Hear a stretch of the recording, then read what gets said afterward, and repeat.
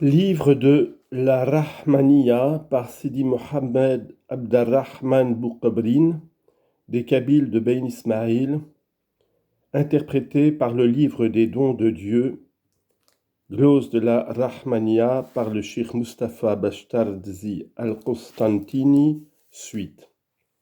Vers 73 à 76. Ser Ben Abdarrahman, c'est le pôle de cette époque, suit les règles des frères et ne te préfère à aucun. Commentaire. Ces paroles sont la suite de celles qui disent, si tu veux, Ser Abu Abdallah Sidi Mohammed Ben Abdarrahman el-Azhari, mentionné plus haut. Le pôle est un terme qui s'applique au même. Il faut le servir, prendre son wird et entrer dans sa confrérie. Il faut faire partie de ces adeptes qui pratiquent la louange continuelle ou des sœurs qui récitent le dhikr. Dieu leur a promis le pardon de leurs péchés et une récompense magnifique. Les mots « suis les règles » disent qu'il faut imiter leur manière de vivre.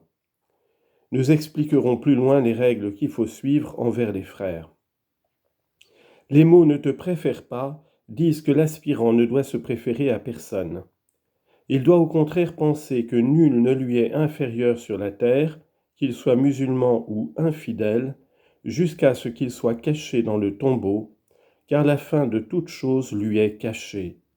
Et tout homme qui n'est pas damné craint la ruse de Dieu, d'après cette parole d'Allah, Qur'an, sourate 7, verset 5, « Seuls ceux qui sont réprouvés craignent la ruse de Dieu. » Ô toi qui veux progresser, entre dans cette voie et tu parviendras à la doctrine mystique par le moyen de la sincérité et de l'intention. C'est une invitation à entrer dans la voie des solitaires parce qu'elle est la plus facile et la plus commode des voies, ou confréries.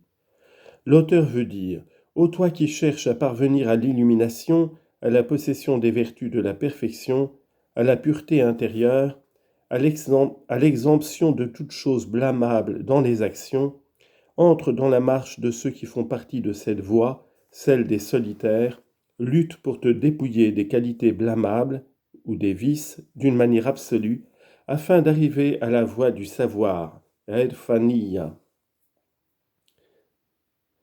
Elle consiste, d'après les maîtres spirituels, dans le changement des qualités propres avec les qualités que donne cette connaissance. Celle-ci opère en toi, par toi, de toi. Bik, fik, minnek. Et ce n'est pas toi qui opères ce changement. Allah a dit, il n'y a pas de créature dont Dieu ne s'occupe. Mot à mot, il n'y a aucune bête dont Dieu ne saisisse le toupet. Sourate 11, verset 4. L'aspirant doit employer pour atteindre ce but la sincérité qui exige la correspondance de l'âme intérieure à son extérieur et l'intention qui est le principe des actions. Selon ce qu'a dit le Seigneur des créatures, les actions ont de la valeur par les intentions. El-A'mal bin Niyat. Combat ton âme sensuelle et le démon, multiplie la louange de Dieu, ton shir est Abdarrahman, lequel occupe le rang d'épaule. Commentaire. L'auteur ordonne de combattre l'âme sensuelle. Elle est le plus grand ennemi de l'homme. Un hadith dit, le plus grand ennemi de l'homme est son âme sensuelle qui se trouve entre ses deux côtés. Allah a dit, je déclare en mon âme que l'âme sensuelle, ou nafs, est portée à commander le mal. Il en est de même du démon qui porte au mal. Allah a dit, Satan est votre ennemi, traitez-le comme un ennemi. Al-Abu Sayri a dit, combat l'âme sensuelle et le démon et résiste-leur. Ce sont tes pires conseillers. En leur résistant, l'aspirant se met au nombre des serviteurs du Clément dont Allah a dit, mes serviteurs, tu n'as sur eux aucun pouvoir. Sourate 49, verset 5 et Israël 5. Par ces mots, multiplie la louange Il appelle cette action dont Allah a déclaré « Ô vous qui croyez, louez Dieu d'une louange fréquente » Sourate 33, verset 5. Il a dit « Les hommes et les femmes qui louent souvent Dieu ont reçu de Dieu la promesse du pardon et d'une récompense magnifique. » Les mots tonshir est un incoatif dont les mots le rang est l'attribut ou énonciatif. Vers 85 à 88, l'élu lui a enseigné ce wird.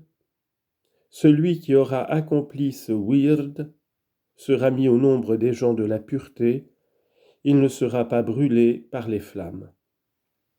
Commentaire.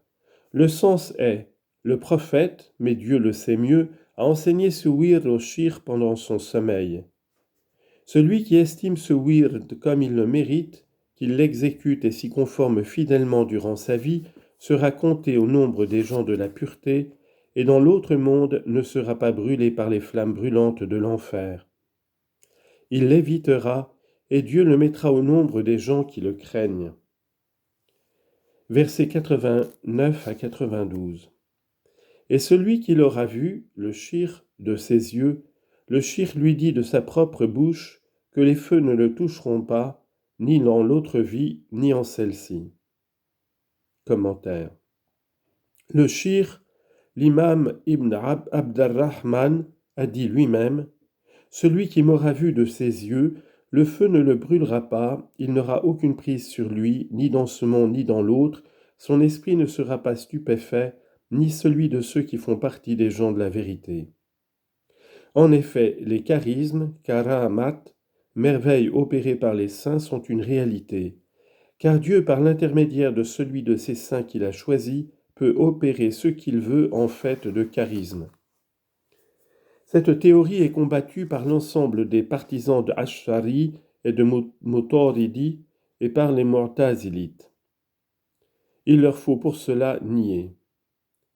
Les charismes consistent par exemple à obtenir en hiver les fruits de l'été et en été les fruits de l'hiver, comme cela arriva pour la Vierge Marie ou d'autres merveilles semblables, comme cela est expliqué en son lieu. Il est possible que le prophète lui ait expliqué cela. Les visions des prophètes sont une chose réelle, et l'auteur a dû recevoir de telles communications par un entretien dont il fut favorisé.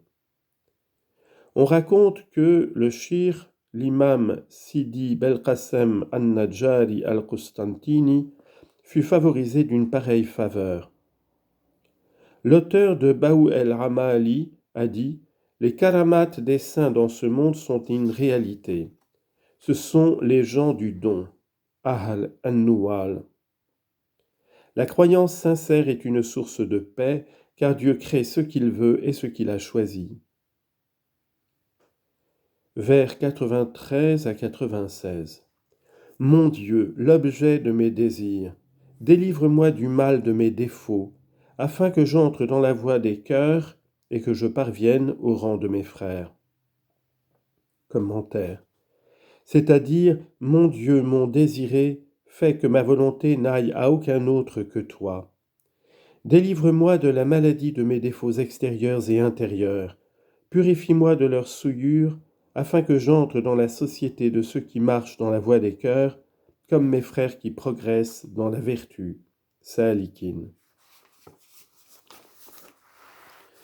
Versets 97 à 100. Si les adversaires t'interrogent sur ta confrérie et ton wird, dis-leur sans crainte, ma confrérie est celle d'Al-Azhari. Commentaire. On entend par adversaires ceux qui n'appartiennent à aucune confrérie. Quoique les confréries et les wirds soient nombreux, ils ont la même origine. Il n'y a donc pas d'opposition entre confrérie et wird. Tous viennent du prophète. La seule opposition vient de ceux qui n'ont pas de wird et qui contredisent ceux qui en ont. Si donc l'un d'entre eux t'interroge, réponds-lui sans difficulté, sans restriction et sans crainte de dire toute la vérité. Ma confrérie est celle de Bou Abdallah al-Azhari. Inspire-lui le désir d'en faire partie. tu feras une bonne action, selon la parole du prophète. Si par toi Dieu dirige quelqu'un dans la bonne voie, c'est pour toi mieux que si tu avais fait lever le soleil sur lui. Vers 101 à 104. Je l'ai reçu des seigneurs dont il a été question plus haut et qu'il n'est pas utile de nommer de nouveau, ce sont les maîtres de l'éducation spirituelle. Commentaire. Ces paroles sont destinées à engager celui qui a interrogé à entrer dans la confrérie. Peut-être que s'il vient à connaître l'appui sur lequel elle repose, et si tu lui montres qu'elle remonte au prophète, il pourra concevoir le désir d'être admis en son sein et de profiter des fruits qu'il y trouvera, de jouir des connaissances divines qu'elle procure et de s'abreuver à ses sources. Les maîtres de l'éducation sont les seigneurs qui, par la formation, font passer l'aspirant d'un état à un autre état et d'un stade à un autre stade d'après sa force d'application, himma ou sa faiblesse. Vers 105 à 108.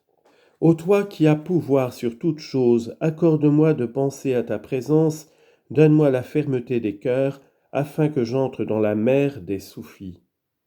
Commentaire. C'est-à-dire, ô toi qui diriges toutes choses par ta puissance, fais que ma pensée recherche ta présence et ta contemplation, et qu'elle soit délivrée de l'indifférence et de la négligence.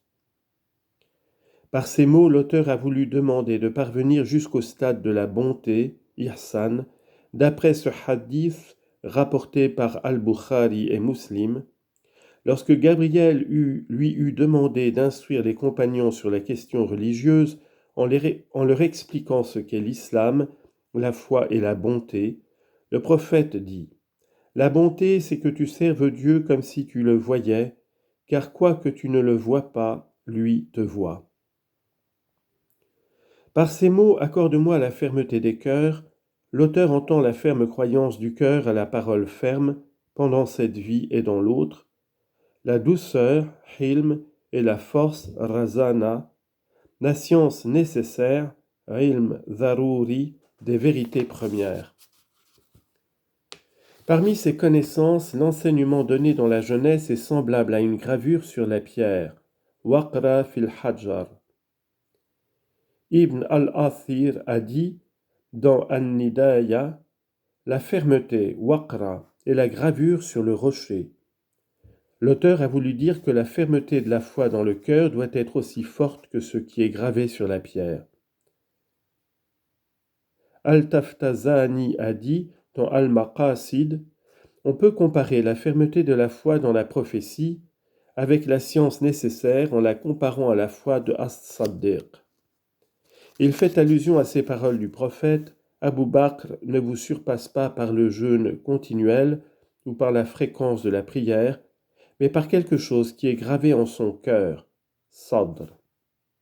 Par ces mots, la mer des soufis, l'auteur veut désigner la mer de leur connaissance, que Dieu nous abreuve de cette mer. Il y a là une métaphore et une figure.